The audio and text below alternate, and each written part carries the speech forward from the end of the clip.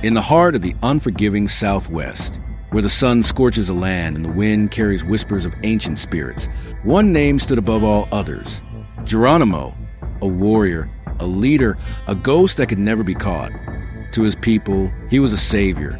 To his enemies, he was a nightmare.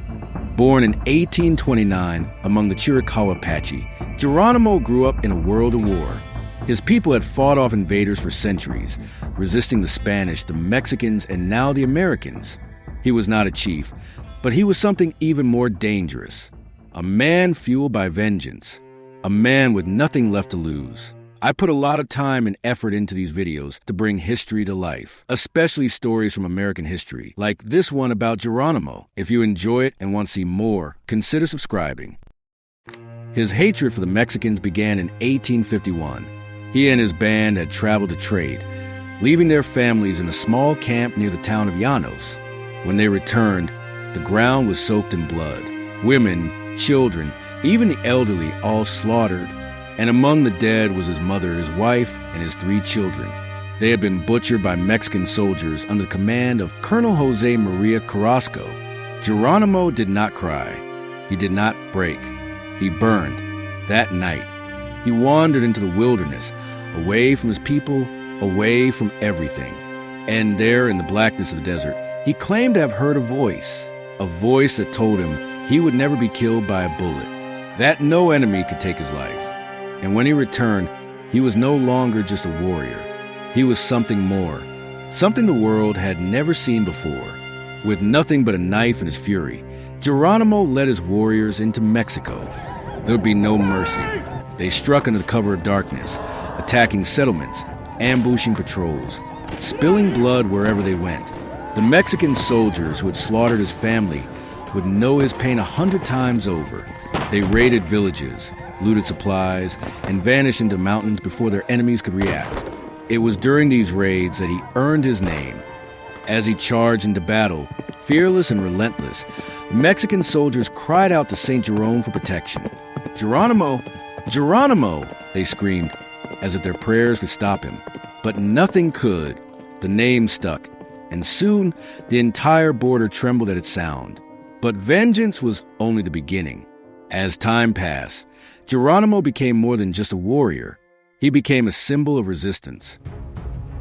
The Americans had pushed deeper into Apache land, breaking treaties, building forts, driving his people from the land of their ancestors. Geronimo would not stand by and watch his people be caged. He led his warriors against the U.S. Army, striking swiftly, disappearing into the wilderness, always one step ahead. No fort was safe, no supply train untouchable. His warriors rode like ghosts through the desert, crossing mountains, rivers, entire territories in a single night. The Americans sent their best soldiers after him. They built telegraph lines to track his movements. They used Apache scouts against him. But no matter how many times they thought they had him, he always escaped. For decades, Geronimo waged a war that no man should have been able to fight. He was outnumbered, outgunned, and hunted by 2 nations. And yet, he could not be caught. Some said he had magic, that he could see the future, that he could outrun bullets. Others said he was simply the greatest warrior the Apache had ever known. But one thing was certain. The legend of Geronimo had only just begun. The Americans sent thousands of soldiers after him, generals who had fought in the Civil War, officers who had battled the greatest armies of their time.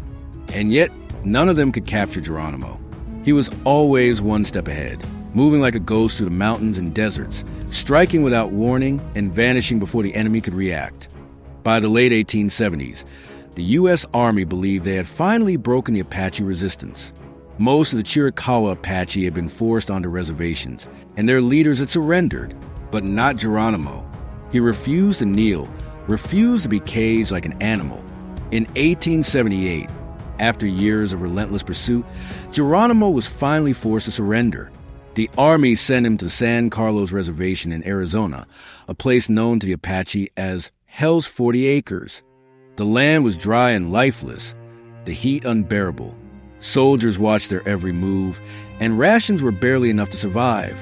But worse than the suffering was the loss of freedom. For 4 years, Geronimo lived under the watchful eye of the U.S. military. But he was not broken. He was waiting, watching. And in 1881, when the moment came, he made his move. Under the cover of darkness, Geronimo and a small band of warriors slipped away from the reservation. By the time the soldiers realized what had happened, he was gone. Once again, he was free, and once again, the war had begun. With only a few dozen warriors, Geronimo waged a campaign of terror across Arizona, New Mexico, and northern Mexico. He struck military outposts, raided settlements, and burned supply trains. He and his warriors moved faster than anyone thought possible, traveling hundreds of miles in just days. They could survive on little food, endure blistering heat, and fight outnumbered against overwhelming odds. For the U.S. Army, it was an embarrassment. Thousands of soldiers were hunting a man with only a handful of warriors, yet they could not capture him. Apache scouts were sent to track him, but Geronimo knew their tactics. He could read the land, predict his enemies' movements, and always stay ahead. The newspapers called him the Devil of the Southwest. Civilians lived in fear. Soldiers were terrified to face him in battle. And despite his small numbers, the U.S. government considered him one of the greatest threats in the West. By 1885, the war had reached its peak. The U.S. Army launched a massive campaign to capture Geronimo once and for all.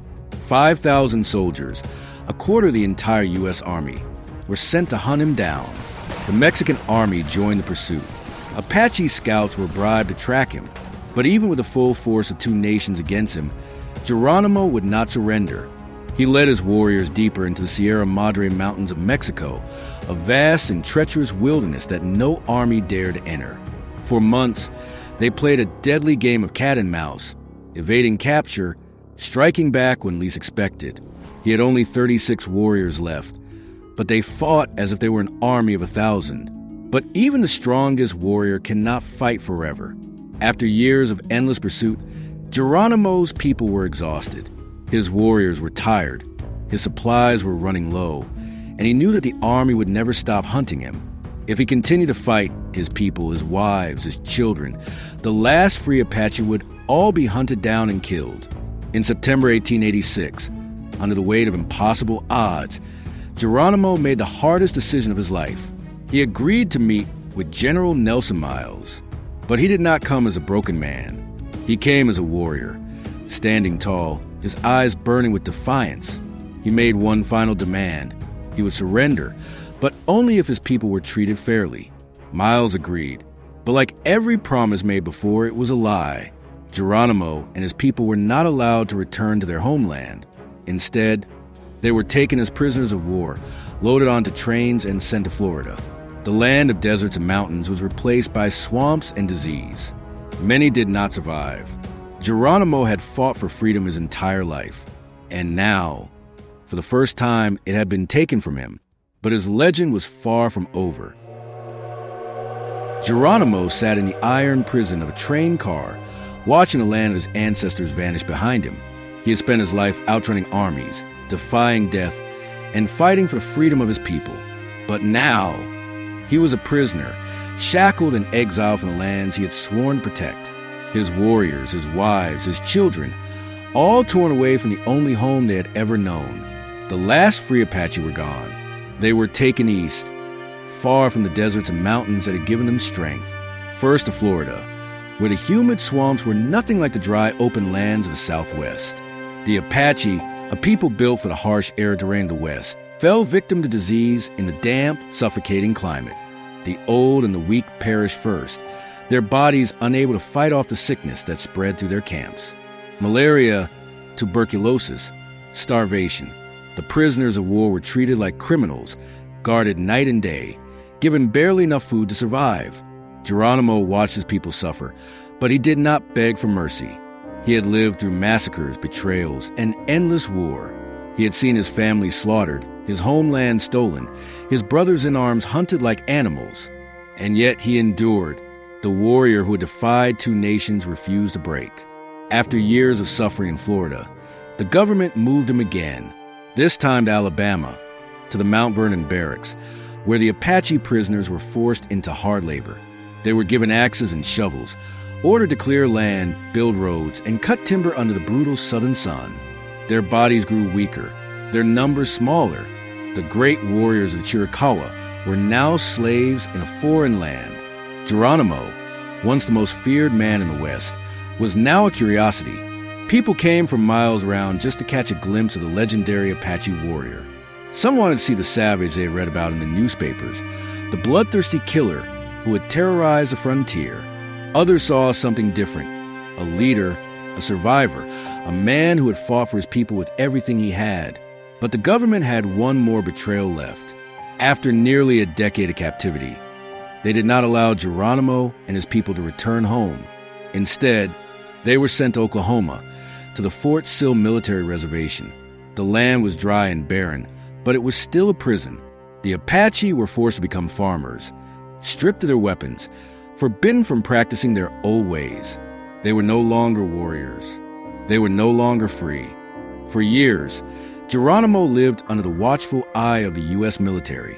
He adapted, as he always had, but he never forgot who he was. He wore the clothes of a farmer, but he never let go of his warrior spirit. He found ways to keep his people alive, to protect their traditions in secret. The fire inside him never died. As time passed, Geronimo became more than just a warrior. He became a legend. The world had changed, but his name had not been forgotten. He was invited to fairs, exhibitions, and events across the country, where thousands of Americans came to see him. At the 1904 World's Fair in St. Louis, he sat under a tent, selling autographs and photographs of himself. The man who had once terrorized the frontier now smiled for tourists, signing his name in a language that was not his own. Some say he regretted surrendering, that in his final years, he longed for the days when he rode free, when the mountains and deserts were his command.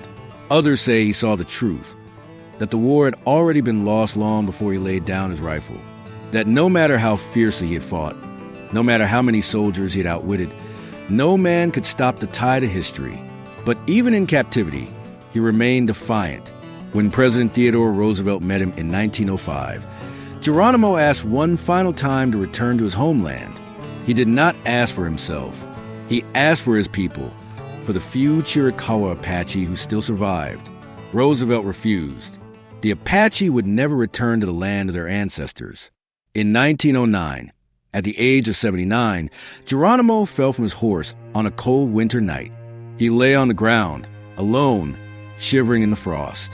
By the time someone found him, it was too late. Pneumonia had set in. As he lay dying, he whispered to his nephew that he regretted surrendering, that he should have fought until the very end. And then, the last great warrior of the Apache was gone. Geronimo was buried at Fort Sill, in the land of his captivity. He had been a prisoner for over 20 years, longer than he had fought as a free warrior. But his legend never faded. To this day, his name is a symbol of defiance, of strength, of a man who refused to be tamed. The man who had outrun armies, who had defied death, who had become a ghost in the desert, still lives on, not as a prisoner, not as a relic of the past, but as the last free Apache,